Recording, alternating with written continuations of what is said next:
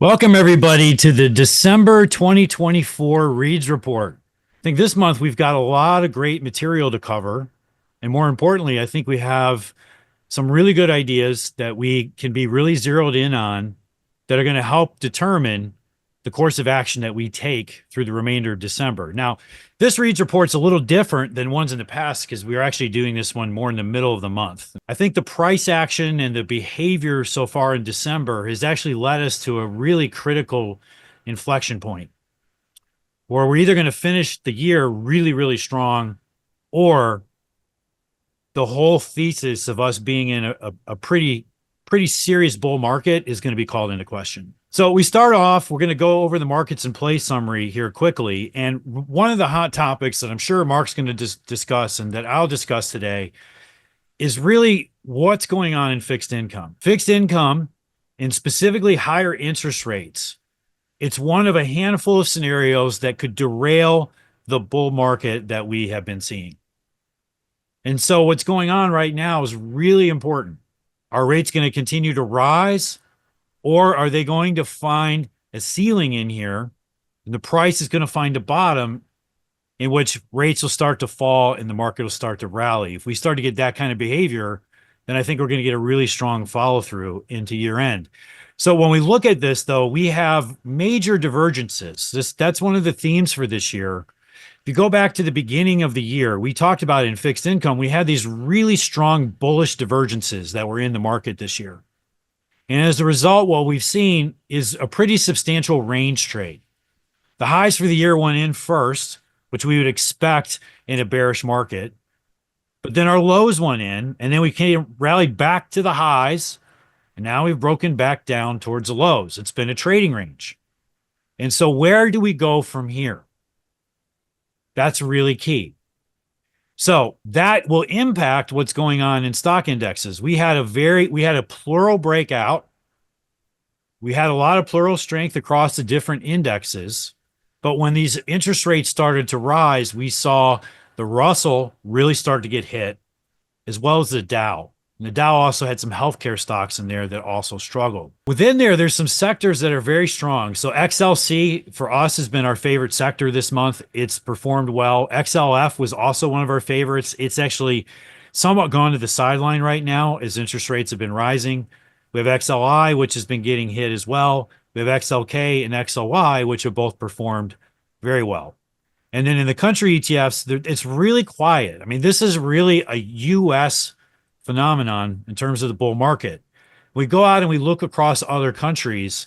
Argentina, which is one of the positions we've had on this year, Argentina is right now is really the only market globally that's super strong. Currencies, the dollar, ever since Donald Trump was elected, the dollar went on a tear. And at the same time, the euro started getting weak. So, but there's nothing from a long-term perspective that's really changed yet. So we're watching it, but not much has changed. Gold, which has been one of our favorite themes this year, gold, in my opinion, has entered a range. And it's likely going to sit in a range for a while. And you'll see some charts later today. When we look at gold in terms of other currencies, and this is one of the things that Mark talks about all the time, when we look at gold in terms of other currencies, it's actually hanging in quite well. It's near its highs. But we've had a strong dollar, so that's worked against gold itself. And silver is just 1 minute it looks good, the next minute it doesn't look so good. It's never fully participated the way that we'd want it to, but it's still somewhat strong. Copper has really struggled. And then we're going to spend a fair amount of time today talking about Bitcoin and about cryptocurrencies in general. Bitcoin has been on a tear. Crude market, not much going on there. Natural gas has had some strength in spite of weakness, which is probably longer term bullish, but nothing really going on there. Two markets that we have been talking about, maybe Mark's best trade this year was cocoa. And we, in recent months, have been talking about that we were getting prepared, that we thought cocoa could break out and go again. Well, it did. And coffee exploded. So cocoa and coffee had huge Novembers and even December. And then finally, cattle. Cattle, we're going to talk a little bit about today, too. Cattle's doing something that you rarely see. It's really consolidating at multi-year highs. And it actually has a monthly BB gun squeeze. We don't see those very often. It has a monthly BB gun squeeze at the highs. I'm going to hold off on the individual names within each of these X ETFs. We'll get into those a little bit later. But there's a list here of this basically the 10 biggest names in each of the ETFs that we like and what's going on with those. So we'll come back to those though. And then in terms of the key macro markets that we follow, there's been a big shift. So for several months now, last few months, the market is the rally in stocks has really been led by S&Ps and Dow.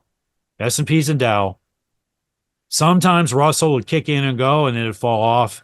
And then NASDAQ, ever since the summer, NASDAQ has kind of lagged. Well, we've seen a big shift in the last few weeks where several big Mag 7 stocks have exploded to new highs. And now NASDAQ has essentially asserted itself as the leader. And as such, it has the biggest shift in WAM relative strength to the upside. We have crude in there and we have E-minis in there. And the downside, there's not really much to speak about. So lots of fun stuff to talk about. And with that, Mark, I'm going to turn it over to you. Great. Sounds like a deal. Basically, the medium-term trend remains up. It's still a bull market, and you got to give that trend the benefit of doubt in all times. But we've got some concerns from long bonds and then long bonds, the TNX, the long interest rate is having a big impact on the dollar.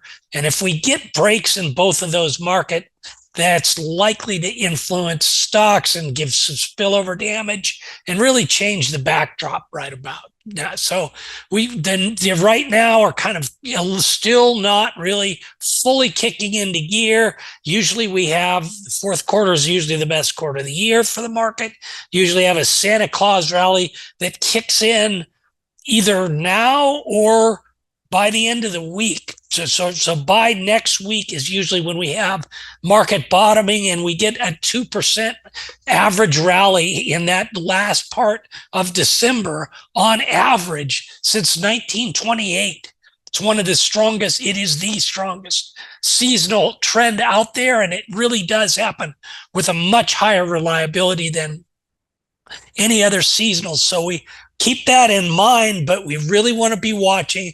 The TLT, I think, is a good one to watch. We've been talking about for a while, this 89.50 level. It was tested in November, never able to close below it. And then we got a nice rally when Trump nominated Bessent for Secretary of Treasury. The market liked that, got a nice rally, but now we've come right back down with some volume. And so this 89.20 now is the low of this decline. That's when it was testing this 89.50. This is a huge HVN here. Really have to hold this 89 level. If we close below that, that's going to lead to trouble and spillover damage for stocks and all kinds of markets, and really not give the Trump administration the time they really need to implement new policies. So this is the long bond, and the mirror opposite of that is the TNX. And you can see TNX, the 10-year rates are coming up again and really retesting this down trend. This is sort of a triangle in that market. And then underneath that, you can see how that drives. You get the rally in the TNX rates, and you get the rally in the dollar. You get the decline in the TNX rates, and you get a decline in the dollar. So it's really the driving market is this TNX, the 10-year yield. And if that breaks higher and the dollar breaks above this 108 level now, 108.10, that is a multi-year trading range breakout.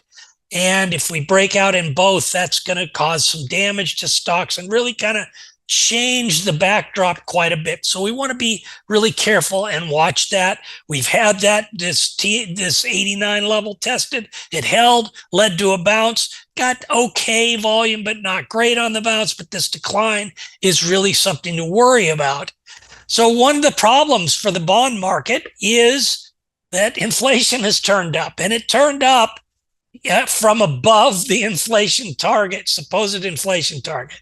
So the Fed has actually kind of waffled on what its target is. If you'll remember, back in 2022, the Fed waffled on its target too. And when inflation started moving above its 2% target, it said, well, we've actually implemented an average inflation target, not just 2%, but an average of 2% over time.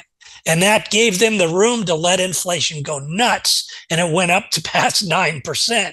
Now, as we come back down to close to 2, we're in the threes, really low threes, high twos, but not getting to the target. And they're easing, even though their target hasn't been reached.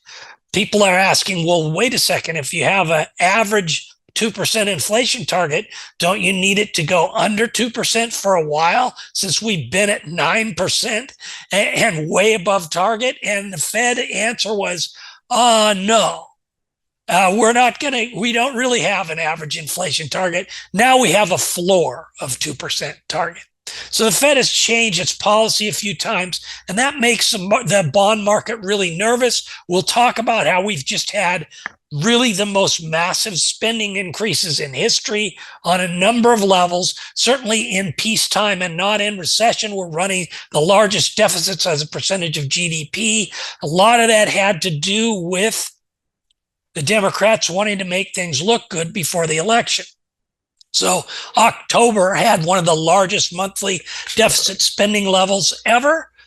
But now they're continuing to do it as the Democrats are trying to create all kinds of jobs and stuff for people who are going to be let go in the deep state, and basically just screw with everything Trump wants to do.